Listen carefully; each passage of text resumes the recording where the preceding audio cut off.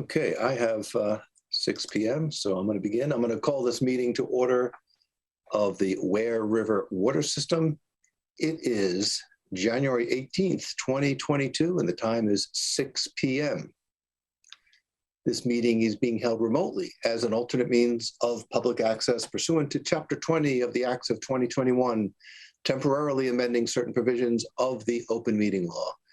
You are hereby advised that this meeting and all communications during this meeting may be recorded by the Town of Hingham in accordance with the open meeting law. If any participant wishes to record this meeting, please notify the chair at the start of the meeting in accordance with Mass General Laws, Chapter 30A, Section 20F, so that the chair may inform all other participants of said recording. Is anyone else recording this meeting?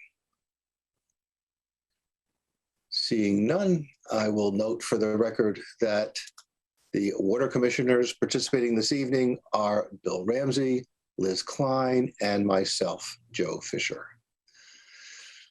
Welcome all to a chilly evening.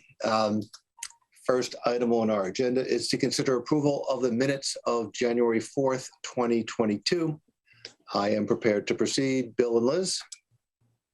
Ready. Great, so I'll take a motion. Make a motion to approve the minutes dated January 4th, 2022. Second. Roll call vote. Liz? Aye. Bill? Aye. And Joe? Aye. They are approved.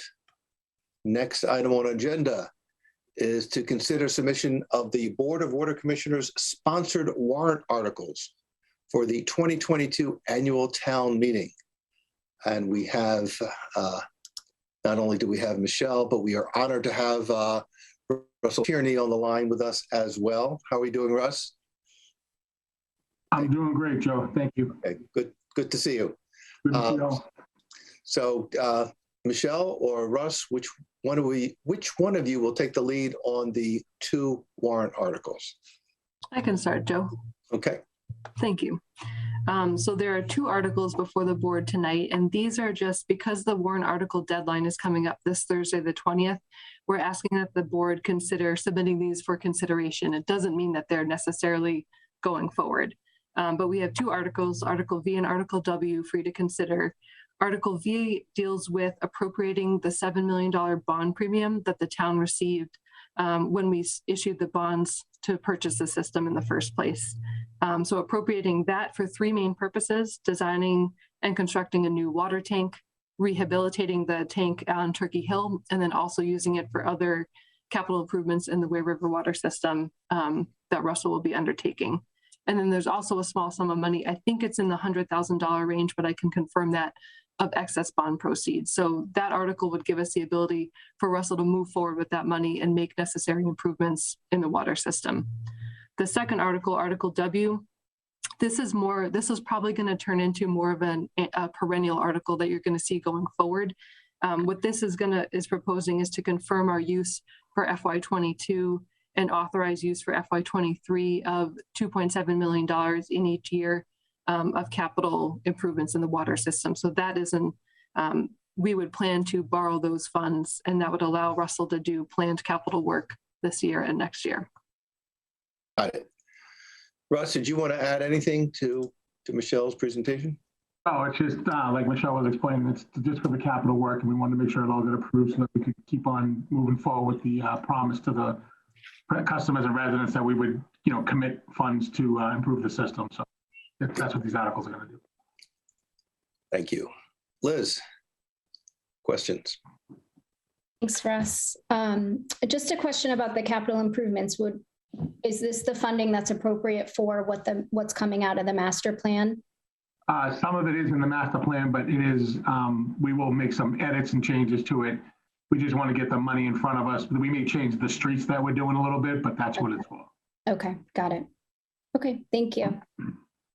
Just so you know, Liz, everything we've been doing so far, I run through EP. So even though we haven't seen the report, it is stuff that's in the report. So it's coinciding with street paving. So it's working out well, all the communication between everybody. Okay, excellent. Thank you. Bill. Yeah, a couple questions. So Michelle, the first article, that's not going to have any impact on rates, correct? Correct. Okay.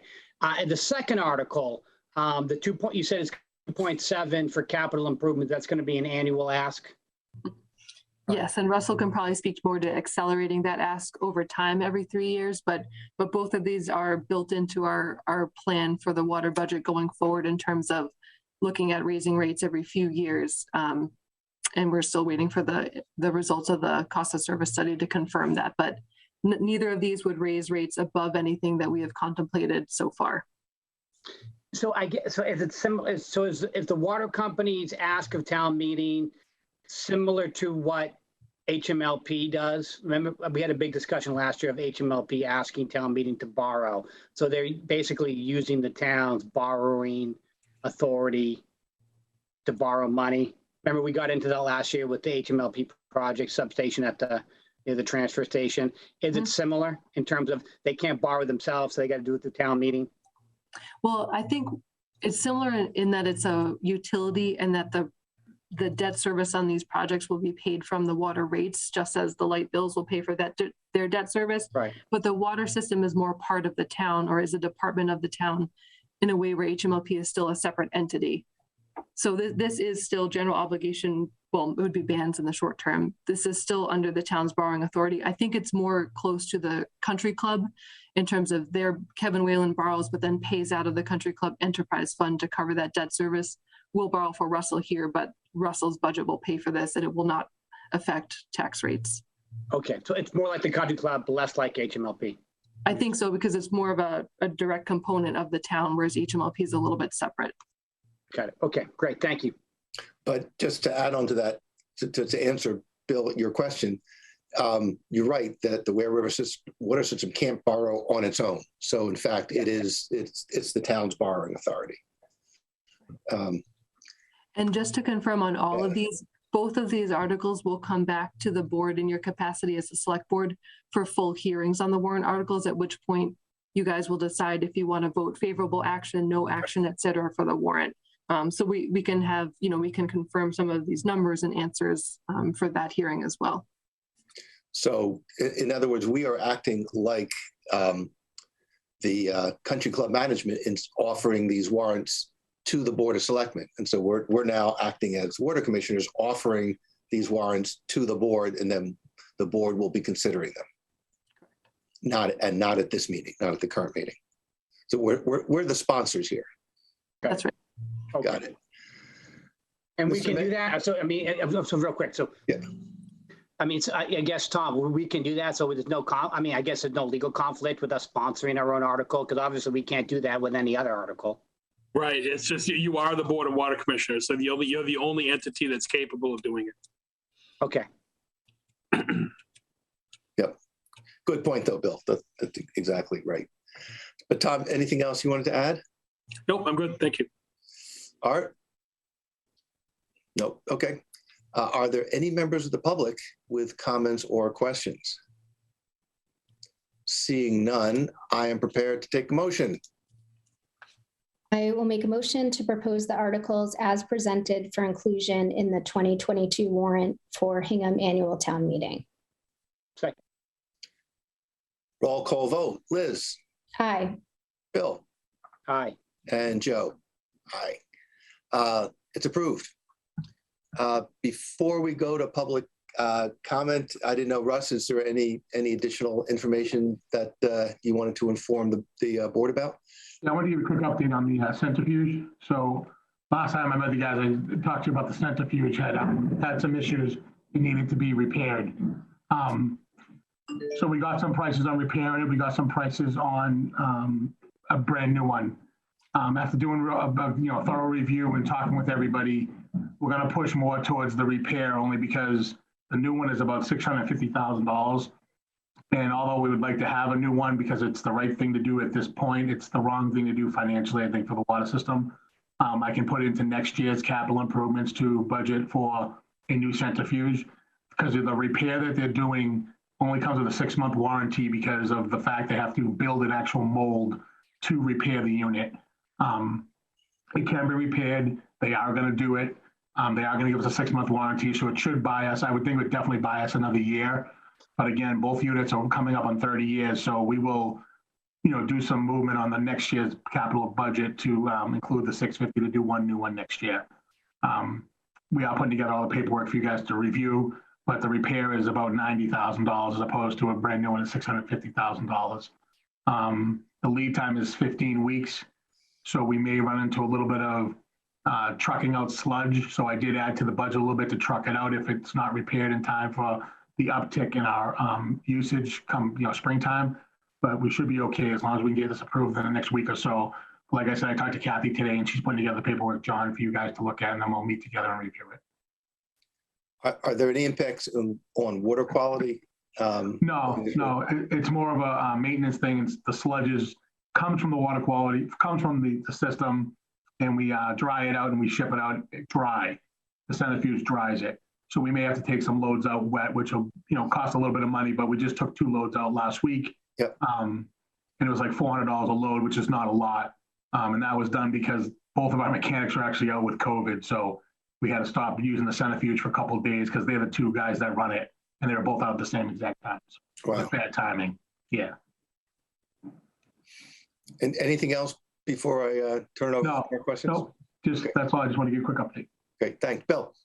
Yeah, just a quick question, Russ, if you don't mind, since we have a little bit of time. I'm kind of curious. I was thinking about you this past weekend. Obviously, and it wasn't Saturday night with the Patriots game either. Oh, yeah. But obviously, extreme weather impact having toured the plant and seeing just, what a massive operation we have there. Obviously, the extreme cold weather must have a major impact on the water plant and what you do there. What kind of precautions do you have to take with the kind of temperatures we had last Friday and Saturday, and how do you protect the system? Just out of curiosity, I'm sure the public would be interested. Well, actually, colder water is easy to treat, so it's good for us in one sense when it gets real cold. As long as it doesn't affect the where we pull water in from the pond. The pond would have to freeze down about 3 or 4 deep to hit the intake, so I don't think that's going to happen. But anyways, as far as that goes, we did put out a message to everybody get it about freezing pipes and keeping your water running. We did do kind of a little message out to everybody, and it's on Suez's website. They didn't finish in time for me to post it on a website, so it didn't get posted on ours yet, but I will get it posted on ours tomorrow.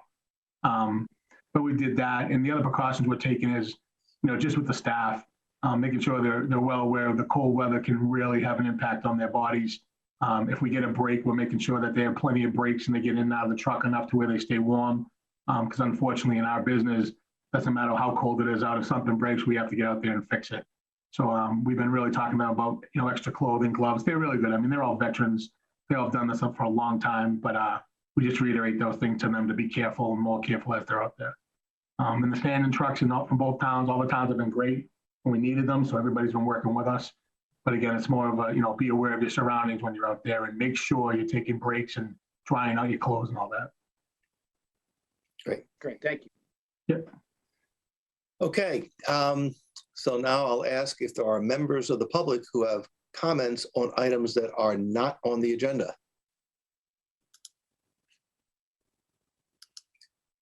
Seeing none, I believe I'm prepared to accept the motion to adjourn. So moved. Second. Roll call vote. Liz. Aye. Bill. Aye. And Joe. Aye. We are adjourned